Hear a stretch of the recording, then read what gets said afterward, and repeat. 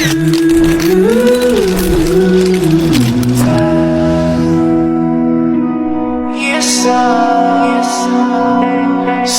I'm gonna leave.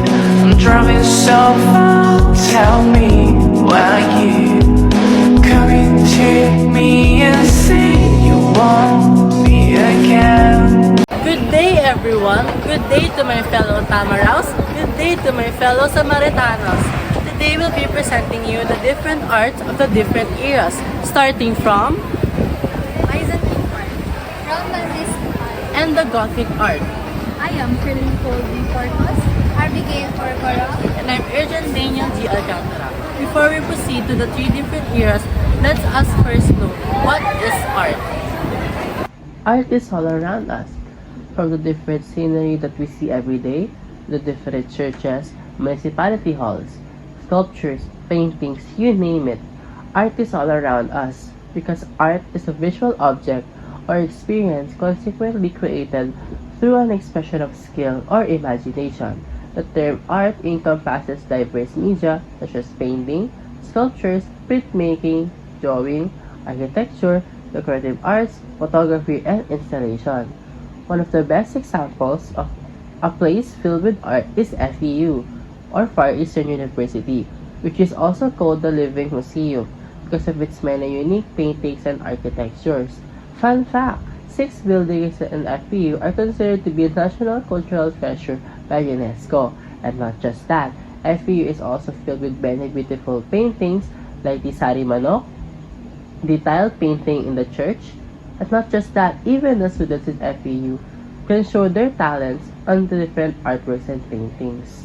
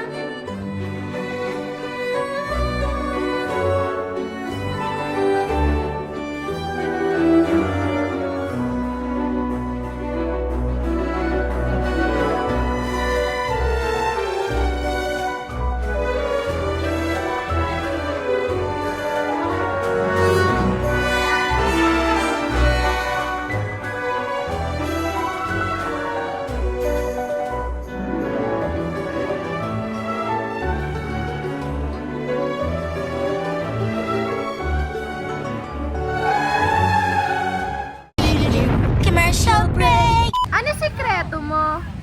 Keratin.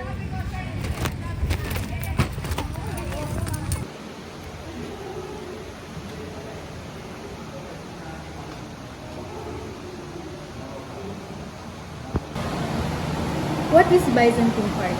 Byzantine art is a distinct artistic style that flourished in the Byzantine Empire, which spanned from 4th to 15th centuries.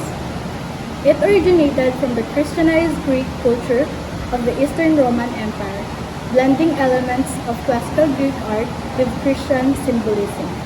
The Hagia Sophia, a UNESCO World Heritage in Istanbul, Turkey, is a remarkable structure with a rich and complex history.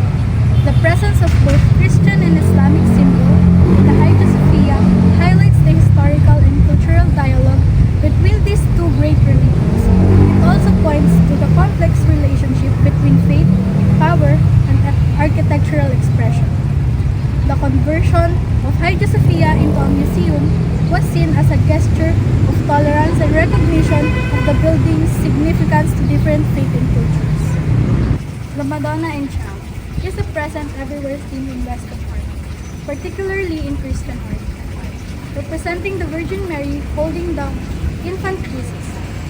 This theme has been depicted countless times throughout history, with variations in style, composition, and symbolism, depending on the artist, period, and cultural context. The Madonna and Child theme emphasizes the Virgin Mary role as the Mother of God and the source of divine grace. The image of Mary holding Jesus symbolizes the love, protection, and nurturing power of God, It inspires faith and devotion, reminding believers of God's love and promise of eternal life. The icon of the enthroned Virgin and Child house in St. Catherine Monastery in Sinai Peninsula of Egypt is a remarkable art that holds significant historical and religious importance. It is a testament to the rich artistic and religious heritage of St. Catherine's Monastery. It is believed to have been created in an imperial atelier in Constantinople, though some scholars suggest a Syro-Palestinian origin. It symbolizes the mystery of the incarnation of Christ and the glory of the Mother of God.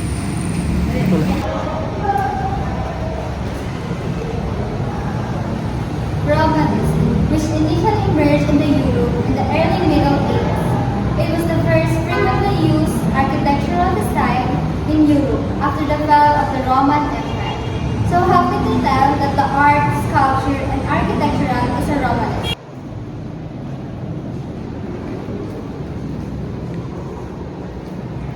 Its distinct features include barrel and glazed vaults, small windows, strong pillars and walls, round arches, and fortified appearance. The primary points of Romanesque sculpture featuring religious themes were churches and monasteries. Tower of Pisa. The Tower of Pisa, also known as the Leaning Tower of Pisa, took more than 200 years to create between 1173 and 1370 because of wars, financial difficulties, and technical challenges. Originally, it was designed by Italian architect Bonanno Pisano. The tower began to tilt and was stopped several times. Several architects such as Giovanni di Simon and Tommaso de Andrea Pisano contributed to its creations. The tower is also a part of Piazza de Miracolis Romanesque architectural heritage. A unique structural aspect of the Leaning Tower of Pisa is an intentional which combines historical style with its Romanesque architectures. The Romanesque movement placed a major emphasis on the large, heavy structures, as seen by the tower's sturdy walls, thick concrete, and rounded arches. Its cylindrical form represents one of the outstanding performance examples of Romanesque geometric shapes. The tower was designed to be the bell tower of the Pisa Cathedral and was built in the Romanesque style. Despite its tilt, the tower is an iconic representation of a Romanesque structure. Basilica di San Ambrogio. Do you know that the Basilica di San Ambrogio was originally known as the Basilica Martyrium? It was built in Milan, Italy between 379 and 386 AD by Saint Ambrose, the Bishop of Milan, as a tribute to Christian martyrs. It was first constructed in simply but major changes were made during the Romanesque era. When the Lombard Romanesque style was used for inspiration, the twin bell towers, vaulted ceilings, and porches archium added by the Romanesque rebuilding, emphasizing the medieval character of the basilica. Basilica di San Ambrogio, a significant Romanesque church in Lombardy, Italy, emphasized durability and stability of the Romanesque style with its large piers, thick walls, and rounded arches. Its austere exteriors and simple geometric shape symbolize strength, simplicity, and spirituality, influencing European Romanesque and the later architectural style. Christ Pantocrator. The Romanesque style Christ Pantocrator that presents Christ as the universal ruler and a symbol of a divine judgment is often seen in churches. It stands for the omnipotence of Christ because of its typical shapes and geometric composition. The Romanesque Pantocrator is more abstract and symbolic than the more complicated Byzantine Pantocrator. Christ is seen having a solemn expression, blessing someone, and holding a book that represents the gospel. His use of rigid outlines, flat color zones, and minimum shading of his figures reflects the emphasis on structured and order found in Romanesque architecture. A remarkable presentations of Christ's almighty reign, the Christ Pantocrator reflects the Romanesque architectural focus on spiritual authority, structure, and symbolism.